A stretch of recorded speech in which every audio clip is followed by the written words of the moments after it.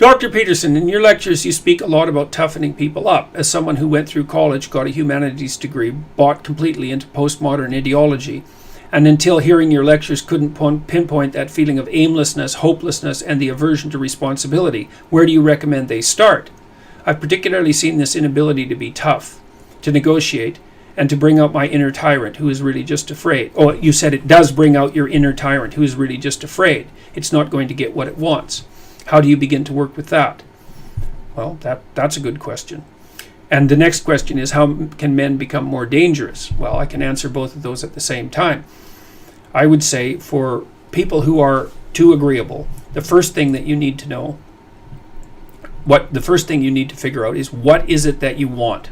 If you don't want anything, and if you don't know what you want, and you don't know what your strategy is, how are you ever going to be able to conjure up the courage to stand for what you believe in? You don't believe in anything, and you don't have any arguments at hand.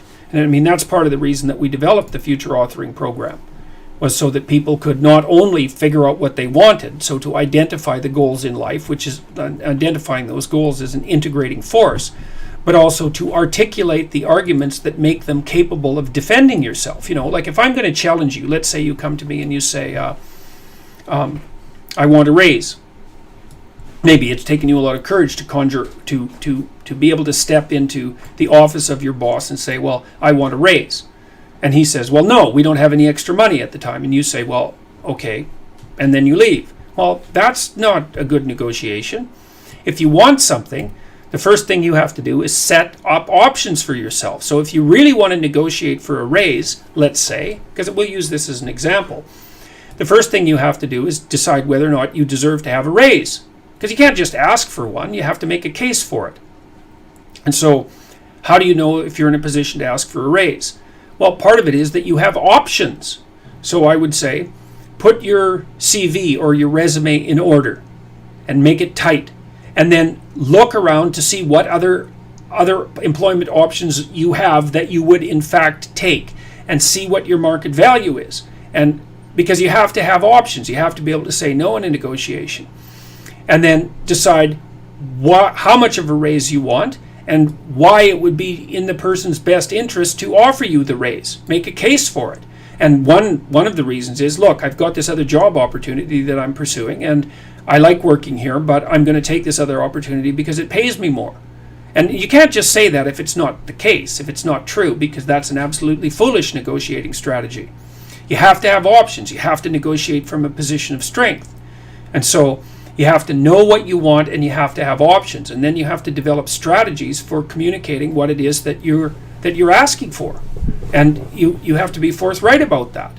But you have to think through the reasons, because otherwise you won't have enough courage to tolerate the conflict that it might entail to withstand the negotiation. And I think if you're an agreeable type, one way of fortifying yourself is to understand how much misery and conflict you may be storing up for yourself in the future if you refuse to engage in reasonable negotiation on your own behalf in the present. It's like, so one of the ways I get myself to engage in conflict that I might not want to engage in, and despite what you might think because of what's happened to me over the next 6 months, I'm not a person who particularly enjoys conflict.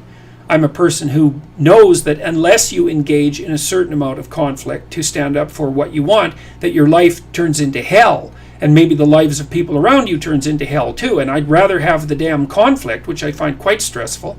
I'd rather have the conflict than allow everything to degenerate around me. And then you say you bring out your inner tyrant who is really just afraid it's not going to get what it wants. Well, you get what you negotiate for. And if you put yourself in a position of power and you give yourself options, then you will get what you, more frequently than not, you'll get what it is that you want. But not because you want it, but because you have a variety of options available to you that would enable you to move forward more effectively in life. So